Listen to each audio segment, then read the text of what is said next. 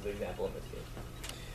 So, our sales teams, they understand the product pretty well, but they're frustrated that the new features aren't being built as fast as they want them to. On the same side, the engineers, they're making a lot of headway on the roadmap, but why in the hell are the sales guys not closing those big deals? Because our product is market-leading technology. Why aren't they closing all these deals that they're promising? And so, the question then becomes, how do we get these people on the same page? How do we get them all to understand each other and really know what the other person's doing? And that is a difficulty, but fortunately there are a couple of things that you can actually do, and well, a bunch of things, but we'll outline a few, to help your employees understand each other when they're in completely separate roles. One of those changes is actually a physical change within your office, and the other one is more process-oriented. So we'll start with the physical. A lot of us, this is probably somewhat of a familiar picture, right? It's almost been like a movement to have an open office environment. No walls. If we do have walls, they're made out of glass so that you can see what's going on. Apparently, the most productive way to work is if you're hovering over somebody the whole time. We're not promoting micromanagement, by the way. Yeah. Some companies take it to extremes. And, I think that a lot of us have felt like this guy before in some situations. So, you don't have to have you don't have to go crazy with having everybody in the same room typing next to each other.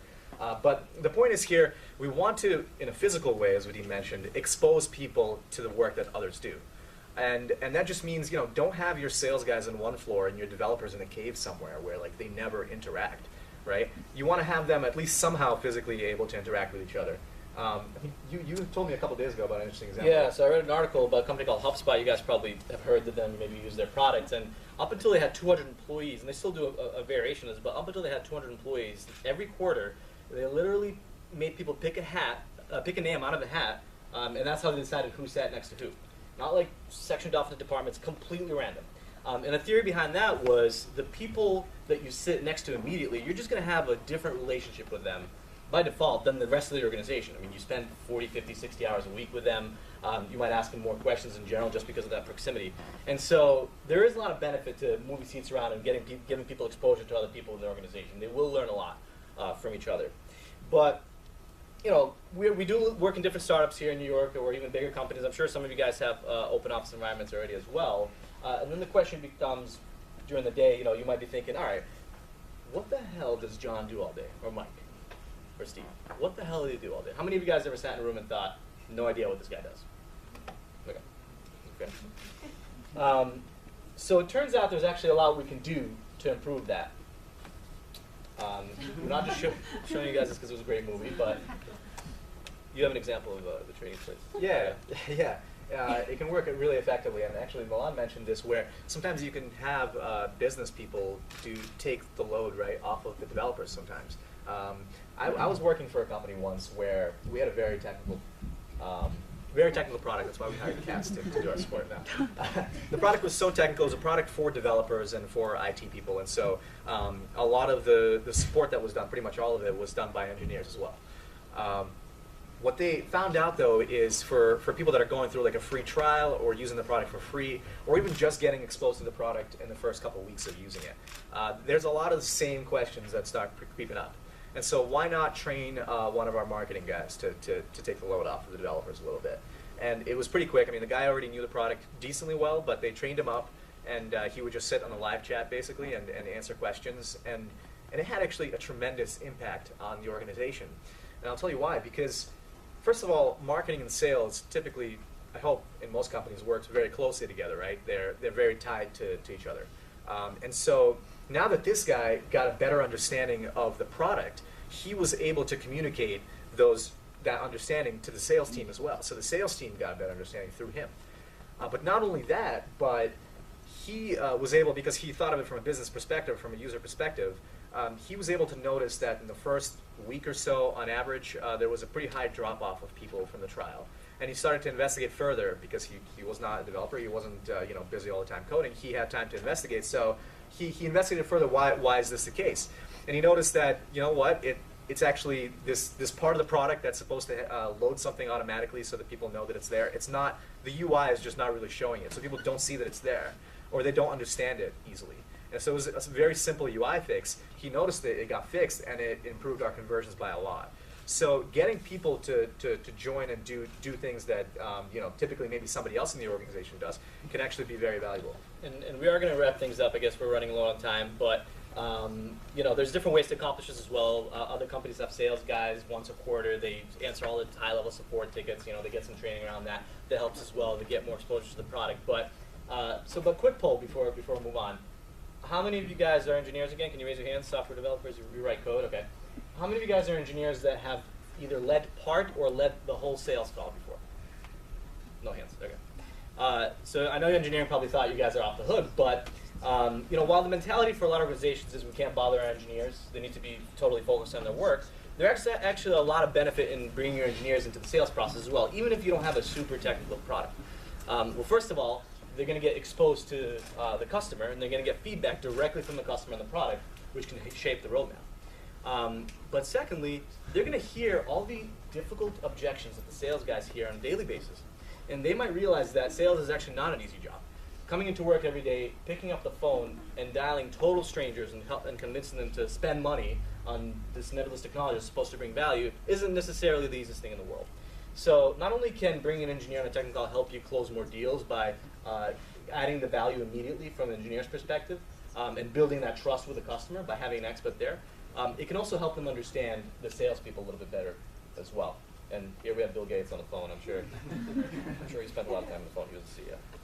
Another almost kind of, we've both been in a lot of sales roles, and the amount of leverage that you have if you can bring a technical resource on a call, I mean, you can pretty much demand that a decision maker from the company joins the call as well, because it's going to bring so much value to the conversation. It's going to be such a good use of your time that your CEO should be on this call too. And so it's valuable in more than one way. Another thing that we wanted to mention, there's another way that you can get people to communicate better, right?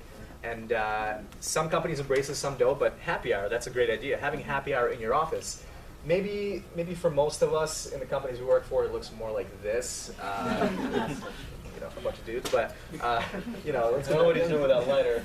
The other picture looks a little bit better. But I'll close you guys with this. I mean, it's a quick story. Basically, I was having a happy hour with a bunch of the developers in our company. It was basically everybody in the company that was hanging out. And I see an email come in from a prospect saying that this guy from Nike signed up. I'm like, that's awesome. Nike, this is going to be a huge revenue opportunity for us. 10 minutes later, you get a support email from him. He can't figure out, something's not loading on the site for him.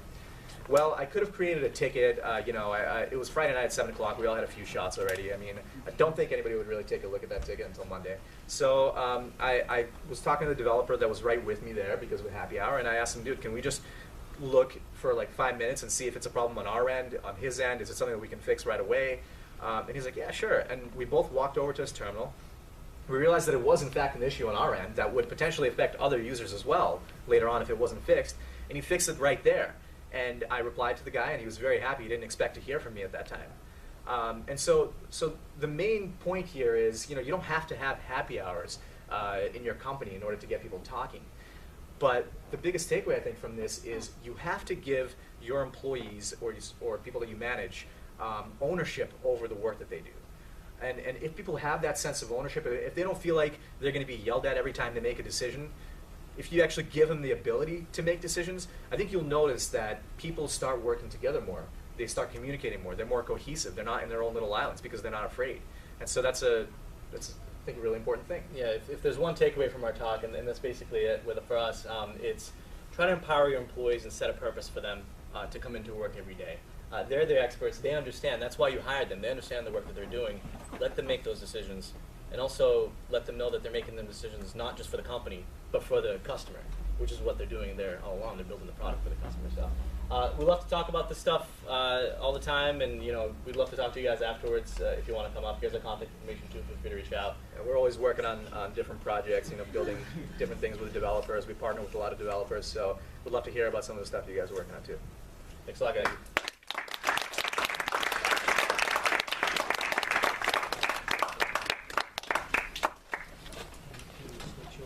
So we're not going to have a break because Power through. What's that? Power through. Yeah. Power through. Keep going. Yeah. I don't know that word. No, just kidding. But feel free to take a break if you need to, or we're just going to keep powering through. Power through. Yeah.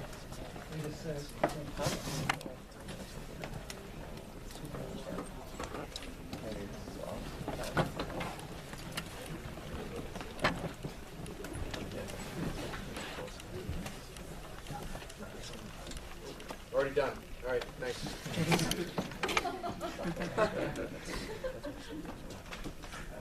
That was easy. I thought it was going to take a lot longer than that. Sorry. Hi. Oh, it is bright. Yeah. Sure, dim a little. Can't see anybody. Oh, by the way, this is Chris. Hi, Chris Hazel. Thanks. So much easier than it was made out to be. My name is Chris Hazel. I'm the Director of Back Office Systems at Gilt Group. How many people have heard of Gilt? Oh, good. So I can skip the second slide, which tells me about Gilt. So there's Gilt. You've heard about it. One of the kind of granddaddies of the startups, I guess. In Gilt, we're about 7.5 years old now. Over 1,000 people. Sorry, so a bit about me. I'm going to skip the informational slide. So I've been at Gilt a little over 3.5 years. I started as an engineer, then I took over a team, and now I run the back office systems team or back office engineering division at Gilt. Before that, this is the only animation I have, which didn't work. Look at that. Yeah. Before that, this is what it looks like. Before that, I've been an engineer for 12-ish years. I'm a little. Oh no. Sorry, that's probably a timeout. Can you guys see it?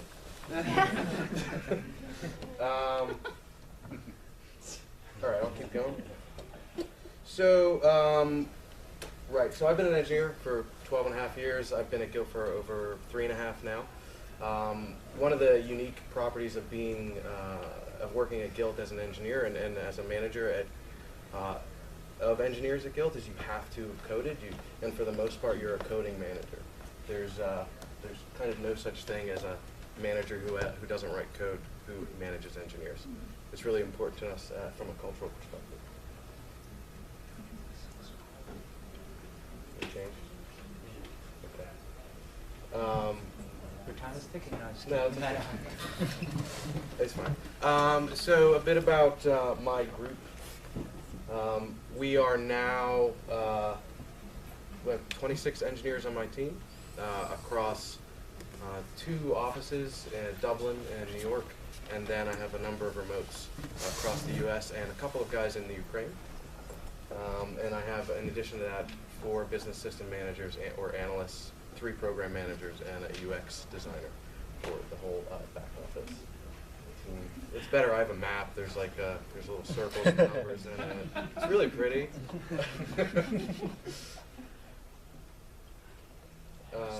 Almost there. I'm just going to skip ahead to then we'll catch up. Hey, look at that. Here's the pretty map. This is kind of where we're spread out. I already went through that. To give you an idea of growth, when I took over the team about 2 years ago, we were 15 engineers, and now we're 33, 34 people working on the back office systems. We have 15 stakeholder groups throughout the company. So again, I've been at Gilt for 3.5 years. It was about I think I was employee like 424, and we're now over 1,000, maybe 1,001. And we have logistics teams, men's merchandising, retouching creative, our customers, also a stakeholder of ours. Other tech teams, which we have probably 10 to 15 teams that we are accountable to. We're responsible for checkout, discounts, global payment platform, distribution, a little lag. So I might have to just wing it, that's fine. We also manage the distribution center communications, inventory management. Can I explain one?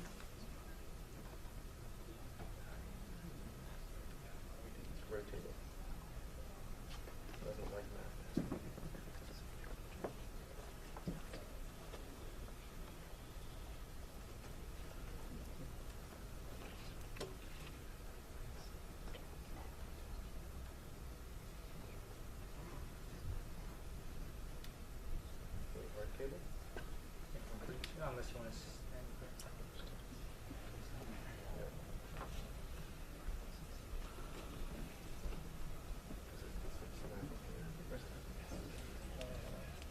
feel like O'Reilly. We'll do it live. I'm not going to swear, but that would be, we'll do it live. Yeah, okay. So we have actually, my team's responsible for the distribution and inventory management systems. We actually have 4 distribution centers throughout the country. This picture on the top is of our Louisville facility, and this picture on the bottom is something I got off the internet. But I guarantee you probably couldn't tell the difference. We're also responsible for all of the creative and retouching systems. So we actually have 24 studios, photo studios in Brooklyn that do all of our creative and photo work.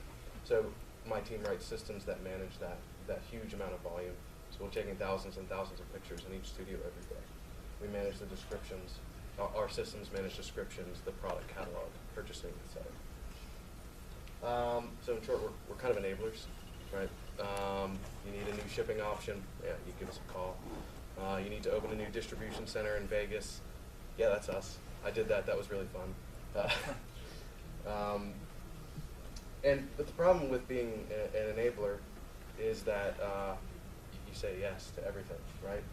So it's important that how we work, we get it right?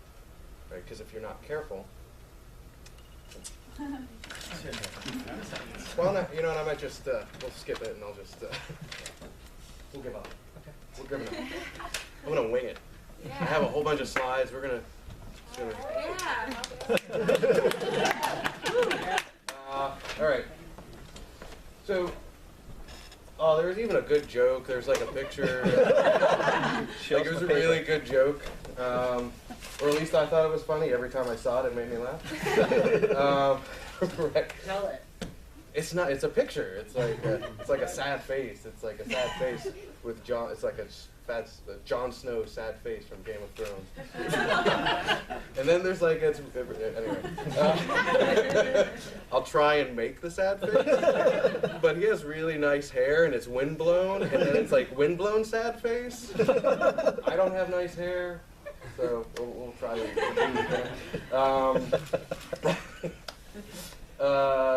Right. Let me see if I can catch up to where I was. So because we're enablers, because we have so many stakeholders, there is a danger that because we're very helpful people and we want to enable, there's a danger that we're going to get people hooked on short-term fixes, right? Little process changes, little tiny iterative things that they're asking for that aren't really step changes or serious business improvements. So it's really important to me that we know that we're not taking tiny steps, that we're taking big steps, things that really alter the business. And I'm speaking from a tech perspective, but at Gilt, being a tech company, our lines are very blurred, and I've kind of walked through why I think that's. Can you need me to log in? Maybe we'll recover and you can see the joke. And I hope it's possible. You can't just tell me what to flip. No, just put it there. And I'll walk around and it'll be dynamic. I think it's been dynamic so far, don't you? Right. So we talked about that. I don't have to talk about that anymore. Right. If we're not careful, we'll say yes to everything. Right. That's what we do as enablers. So we've both Milan and the bros or brothers have alluded to this. This is a familiar pattern you've probably seen.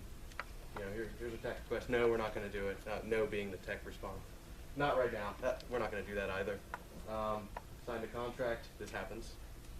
Oh, I guess we'll do it because you signed a contract. But I'm going to whine. I'm going to whine the whole time. And sometimes we'll say we'll think about it. We're not going to think about it. We're going to wait until you email us, and then we'll probably put it on the backlog, which is really a graveyard that we're not going to talk about. Lather, rinse, repeat. Oh yeah, we'll do that. That's exactly what we wanted to do.